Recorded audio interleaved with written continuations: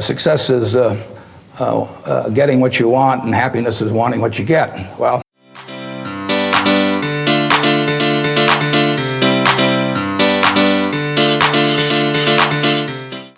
One. Well, by far the best investment you can make is in yourself. I mean, for example, communication skills. I tell the students that come that they're going to graduate schools and business, and they're learning all these complicated formulas and all that. If they just learn to communicate better, and both in writing and in person, they increase their value at least 50%. And, I mean, if you can't communicate, somebody says, it's like winking at a girl in the dark. Nothing happens, basically. And you have to be able to get forth your ideas, and that's relatively easy. I did it myself with the Dale Carnegie course.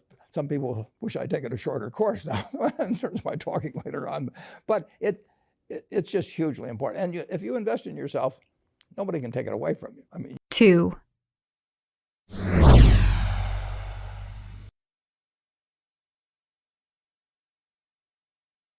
I can wait there and look at thousands of companies day after day, and only when I see something I understand and when I like the price at which it's selling, then if I swing, if I hit it, fine. If I miss it, it's a strike.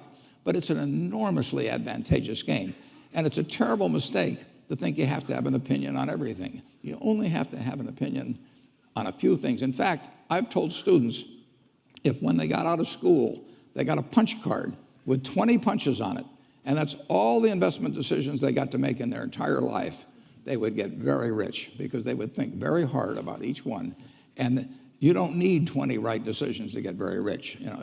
4 or 5 will probably do it over time. So I don't worry too much about the things I don't understand. If you understand some of these businesses that are coming along and can spot things on, if you can spot on Amazon, for example, I mean, it's a tremendous accomplishment what Jeff Bezos has done. And I tip my hat to him. He's a wonderful businessman. He's a good guy too. But could I have anticipated that he would be the success and 10 others wouldn't be? I'm not good enough to do that. But fortunately, I don't have to. I don't have to form an opinion on Amazon. And I did form an opinion on the Bank of America, and I formed an opinion on Coca-Cola. I mean, Coca-Cola's been around since 1886. There's 1.8 billion 8-ounce servings of Coca-Cola products sold every day. Now, if you take 1 penny and get 1 penny extra, that's $18 million a day. And 18 million times 365 is 7 billion, 3 less 730 billion, or $6,570 million. So annually, $6,570 million from 1 penny. Do you think Coca-Cola is worth a penny more than Joe's Cola? I think so. So, and I've got about 127 years of history that would indicate it. So those are the kind of decisions I like to make. And you may have an entirely different field of expertise than I would have, and probably much more up to date in terms of the kind of businesses that we're seeing evolve. And you can get very rich if you just understand a few of them and understand their future. 3. It never bothered me if people disagreed with what I thought, as long as I felt I knew the facts. I mean, there's a whole bunch of things I don't know a thing about. I just stay away from those. So I stay within what I call my circle of competence. Tom Watson said it best. He said, I'm no genius, but I'm smart in spots, and I stay around those spots. Well, I try and stay around those spots, and I just don't have a problem if somebody says, you're wrong on something. I go back and look at the facts, and I think that really is much more important, frankly, than having a few points of IQ or having an extra course or two in school or anything of the sort. You need emotional stability. 4. You have given a lot of fabulous advice, but what's the best advice that you've ever received? Well, I received it in a variety of forms, particularly from my father when I was very young. But I mean, he basically, I think, taught me how to live. Not that I did it perfectly or anything like that, but I mean, he was giving me lessons, but he wasn't doing it by preaching to me. He was doing it by example. But basically, well, the biggest lesson, in a sense, I got is the power of unconditional love. I mean, I think there is no power on earth like unconditional love. And I think that if you offer that to your child, I mean, you're 90% of the way home. And there may be days when you don't feel like it. It's not uncritical love. That's a different animal. But to know you always can come back. I mean, that is huge in life. That takes you a long, long way. And I would say that every parent out there that can extend that to their child at a very young age, it's going to make for a better human being. And you felt like you got that kind of unconditional love from your dad. I absolutely did, yeah. That is a powerful thing. 5, If I gave you a car and it'd be the only car you get in the rest of your life, you'd take care of it like you can't believe. Any scratch, you'd fix that moment. You'd read the owner's manual. You'd keep a garage and do all these things. And you get exactly one mind and one body in this world. And you can't start taking care of it when you're 50. By that time, you'll have rusted out if you haven't done anything. So you should really make sure that you just remember that you just got one mind and body to get through life with and to do the most with it. 6, An old-fashioned belief that I can only should expect to make money in things that I understand. And when I say understand, I don't mean understand, what the product does or anything like that. I mean understand what the economics of the business are likely to look like 10 years from now or 20 years from now. I know in general what the economics of, say, Wrigley chewing gum will look like 10 years from now. The internet isn't going to change the way people chew gum. It isn't going to change which gum they chew. If you own the chewing gum market in a big way, and you've got Double Mint and Spearmint and Juicy Fruit, those brands will be there 10 years from now. So I can't pinpoint exactly what the numbers are going to look like on Wrigley, but I'm not going to be way off if I try to look forward on something like that.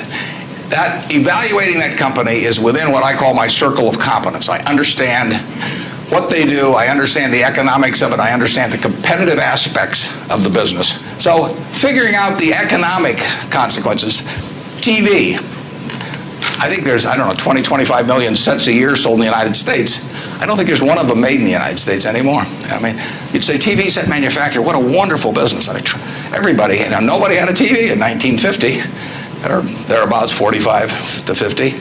Everybody has multiple sets now, but nobody in the United States has made any real money making the sets. They're all out of business. The Magnavoxes, the RCAs, all of those companies. Radio was the equivalent of over 500 companies making radios in the 1920s. Again, I don't think there's a U.S. radio manufacturer at the present time. But Coca-Cola, what was it, 1884 at Jacobs Pharmacy or whatever, the fellow comes up with something. A lot of copiers over the years. But now you've got a company that is selling roughly 1.1 billion 8-ounce servings of its product, not all Coke, Sprite, and some others, daily throughout the world 117 years later. So understanding the economic characteristics of a business is different than predicting the fact that an industry is going to do wonderfully. And so when I look at the internet businesses, or I look at tech businesses, I say this is a marvelous thing, and I love to play around on the computer, and now I order my books from Amazon and all kinds of things, but I don't know who's going to win. And unless I know who's going to win, I'm not interested in investing. I'll just play around on the computer. And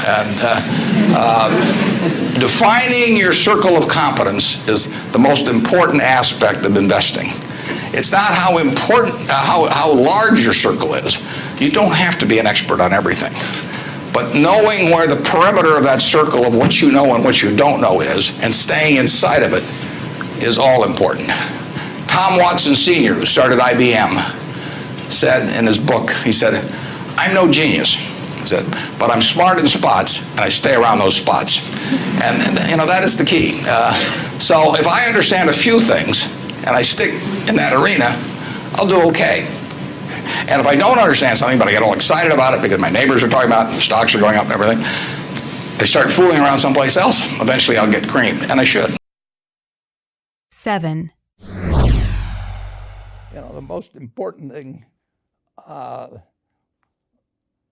aside from the things I've talked about already, is really who you associate with. You want to associate with people that are better than you are. I mean, basically, you'll go in the direction of the people that you associate with, and you want to have the right heroes You want people, if you want to emulate somebody, you better pick very carefully who you want to emulate. And when obviously you can't pick your parents, they're going to have an enormous influence on you, but you don't get a choice on that. But you get choices as you go down the line, and who you admire, who you want to copy, and the most important for most people in terms of that decision is their spouse. It's also important in terms of a partner in business, but the partner in life is the most important one. You want to pick a spouse that's better than you are, and then he or she, and you hope they don't figure it out too fast.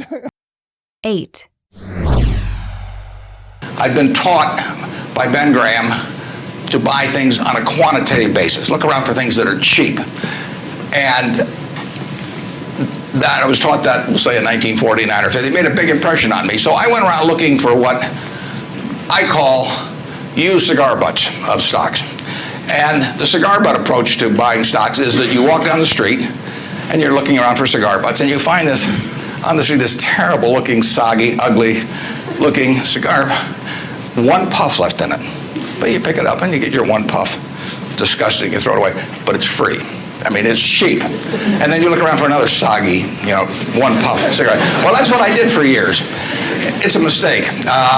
Although you can make money doing it, but you can't make it with big money. It's so much easier just to buy wonderful businesses. So now I would rather buy a wonderful business at a fair price than a fair business at a wonderful price. But in those days, I was buying cheap stocks. And Berkshire was selling below its working capital per share. You got the plants for nothing. You got the machinery for nothing. You got the inventory and receivables at a discount. It was cheap. So I bought it. And 20 years later, I was still running a lousy business, and that money did not compound. You really want to be in a wonderful business, because the time is the friend of the wonderful business. You keep compounding, it keeps doing more business, and you keep making more money. Time is the enemy of the lousy business. I could have sold Berkshire, perhaps liquidated it, and made a quick little profit, one puff. But staying with those kind of businesses is a big mistake.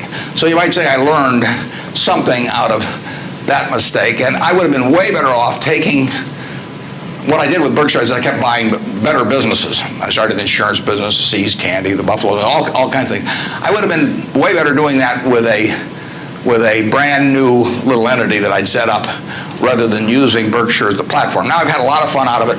I mean, everything in life seems to turn out for the better, so I don't have any complaints about that, but it was a dumb thing to do. I went into U.S. Air. I bought a preferred stock in 1989. As soon as my check cleared, the company went into the red and never got out. I mean, it was really dumb. I mean, I've got an 800 number I call now whenever I think about buying an airline stock. I call them up any hour that, fortunately, I can call them at 3 in the morning, and I just dial and I say, my name's Warren, I'm an aeroholic, and I'm thinking about buying this thing, and then they talk me down. I mean, it takes hours sometimes, but it's worth it, believe me. If you ever think about that buying an airline stock, call me and I'll give you the 800 number, because you don't want to do it. But we got lucky in terms of how we eventually came out on it, but it was a dumb decision. All mine. 9. Kills great businesses. If you look at, I do believe in looking at history, and I like to study failure, actually. And my partner says all I want to know is where I'll die, so I'll never go there. And we want to see what has caused businesses to go bad. And the biggest thing that kills them is complacency. I mean, you want a restlessness, a feeling that somebody's always after you, but you're going to stay ahead of them. You always want to be on the move. And when you've got a great business, like Coca-Cola, which is, there aren't any like Coca-Cola, but you really, the danger would always be that you rest on your laurels. But I see none of that, obviously, at Coca-Cola. But that is the key, to compete the same way when you've got 1.8 billion servings being sold daily as when you were selling 10 a day. And that restlessness, that belief that tomorrow is more exciting than today, you just have to have it permeate the organization. 10. They say that success is getting what you want and happiness is wanting what you get. Well, I don't know which one applies in this case, but I do know that I wouldn't be doing anything else. I mean, I do advise you, when you go out to work, go to work for an organization that you admire, people you admire, because it'll turn you on, and you ought to be happy where you are working. And I always worry about people who say, I'm going to do this for 10 years. I really don't like it very well, and then I'll do 10 more years of this. I mean, that's a little like saving up sex for your old age. I mean, not a very good idea. So get right in. You would recommend that. Get right into what you enjoy, and you'll be successful at it. You really will. I mean, you won't be able to miss. And that's. I don't regard what I do as the most important thing in the world at all, but it's right for me. I mean, I happen to be wired in a certain way that what I do works in this. If I had to do what Bill does, I mean, it lasts about 10 minutes. And that's true of a lot of things. But luckily, I kind of stumbled into the thing that I do best, and that it's worked out well.